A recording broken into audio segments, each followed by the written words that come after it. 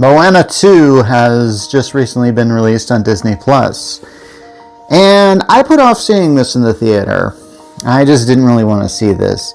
This is strange because Moana is actually one of my favorite Disney animated movies. I had very low expectations of this film when I first saw it, but after I saw the first Moana film, I couldn't stop wanting to watch it again. I love the songs, I love its setting, I love the characters. This was, I thought, okay, this is what Disney is really meant to do. Definitely a bit of a return to form for their Disney princess movies, and I don't really know. Yeah, I can't really say how many Disney princess movies they've made, but this one actually turns out pretty well. So, when it came time to doing a sequel, now I have heard this, I have no idea if this is true, that apparently Disney wanted to do like a series on Moana. And then at some point in time, Disney, the company, basically just kind of looked at the series and they said, you know what, why don't we just do a few movies about this? So I think that is the reason why some of the things in Moana 2 seem rather, what's the word I'm looking for, curtailed. The plot of Moana 2 involves, apparently, yeah, this is the problem with this sequel, is it's essentially a rehash plot. Remember how in the first one, Moana got in a boat and had to go off on a journey? Well, in this one, she gets in a boat and goes off on a journey. This is the problem with this story, now I don't really think Moana required a sequel, because I really felt that the story that I think they wanted to tell, I think they've already told, is the issue. Really, the only thing you can do is try and take it to the next level, and a lot of films attempt to do this, but there really is no next level I think you can really hit there when you've really checked all the boxes in the first one. So basically, I think the plot is, and I think it's like, because honestly the plot of this movie is not really all that interesting, but apparently there's an island that if raised, it will sort of form a hub so that they can get to know other peoples. Because one of the things in Moana that is very, that is kind of at the heart of the plot of that movie was that Moana's people were apparently explorers, and then one day they kind of just stopped, and Moana essentially restarts that by the end of the first movie. I realize I'm getting into spoiler territory, but hey, you see what I'm getting at. So Moana is a world where gods and demigods exist, and of course we have Dwayne "The Rock" Johnson showing up as Maui, and he shows up in the sequel because, well, we need him. I mean, he's kind of the film's bread and butter, really. I mean, I actually think that, I'm going to get to that a little later. But essentially, yeah, so Moana is forced to get a crew, and the crew that she gets doesn't really make a lot of sense. They have this one guy who's kind of like a big fanboy and just draws a lot of things every once in a while. They have this one gal who's really into boat design, who seems to be really the only person on the crew doing their job. And they have this gardener who's just this grumpy guy there. Oh, by the way, they brought back the chicken, and this time they brought back the pig. If you know anything about the first Moana, that they had this pig involved, and apparently this pig was going to be going on the journey with Moana. And then at the last minute, they really cut out the pig from the journey portion of the film. Very 11th hour change, and as a result, unfortunately the pig was used in a lot of the marketing for this movie. So it was kind of like, hey, where's the pig? And even in the Moana 2 trailer, I think even Dwayne Johnson goes like, hey, where was this pig in the first one? You know, because we just got to make a meta commentary joke like this. And yeah. So the thing about Moana 2 is, do you remember when Disney used to make these direct-to-video sequels, and a lot of them were sequels to some of their biggest films? Even Cinderella and stuff like that got a sequel when it really didn't need it and stuff like that. Moana 2 feels like that. It feels like somebody made a direct-to-video sequel of Moana.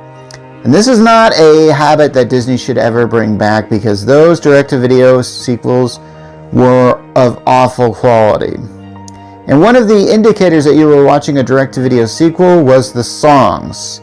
The songs were usually not very good. The songs felt very derivative of the first one, and Moana 2 suffers from this. Now, if you know anything about Moana, it has Lin-Manuel Miranda doing the songs, who is, of course, the author of Hamilton, and, of course, and these songs also appeared in the film Encanto.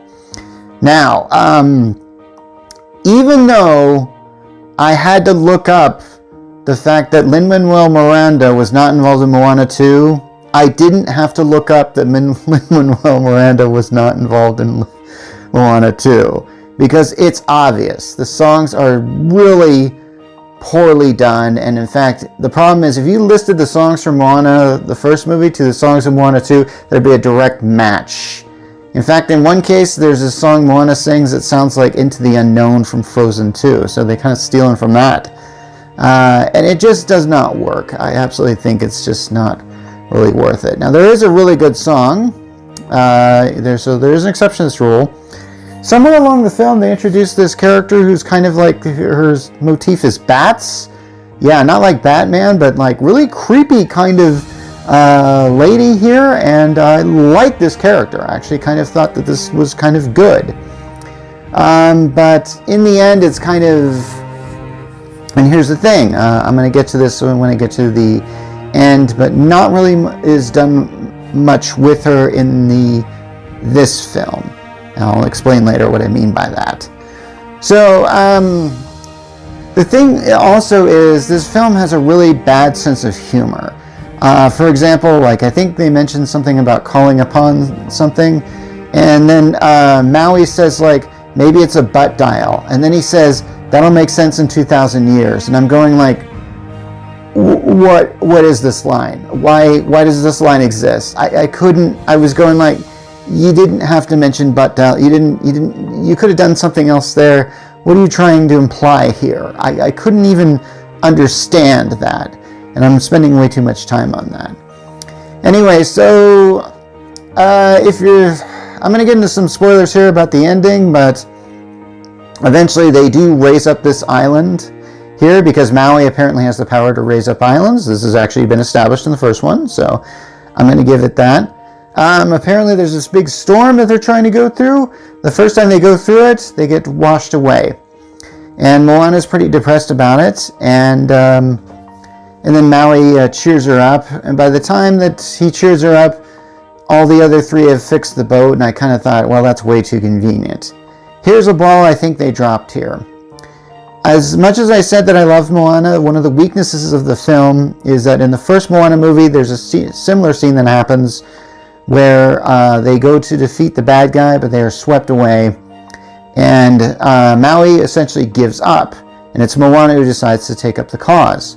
Now, at some time during this time, Maui just comes back. There isn't a scene where Maui changes his mind or anything like that. I felt like there really should have been a scene like that. What they could have done in Moana 2 is that Maui could have said, hey, don't feel down. Remember that time? Well, this is what happened during that time. And they could have actually shown a scene where Maui sort of has an, I wouldn't say attack of conscience, but decides to go and help Moana. Because I really felt like that was a missing element. See, you could have filled in that scene. You could have done that. I don't know why they didn't do something like that. Anyway, so then of course when we get to the end of this film, they raise up the island, and I think Moana becomes a demigod, maybe, I think, because she's got tattoos at the end, and I think Maui loses his tattoos, and then I'm just kind of going like, this doesn't make any sense at all. But yeah, so that happens, and then they set up the sequel for it. Yeah, there's a post-credit sequence where we see the bad guy from this movie, who we've never really seen, except for there's a face in the clouds, one that looks like Sully from Monsters, Inc., by the way. And then he's talking to the bat lady, and then guess who shows up? Tuatoa, the crab guy. Yeah, I know, I wanted to see that guy so badly again.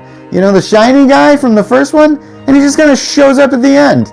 And he's just kind of going like, oh, now that we hate Moana, I'll go ahead and... So I don't know what they're going to do here. And, you know, this film actually made like $1 billion, so it's technically a hit. So I'm sure they're making another one. I don't know. And I don't even want to see the live action one. Personally, I think that The Rock just kind of put out a video of that. Now they have to make a movie around that live action.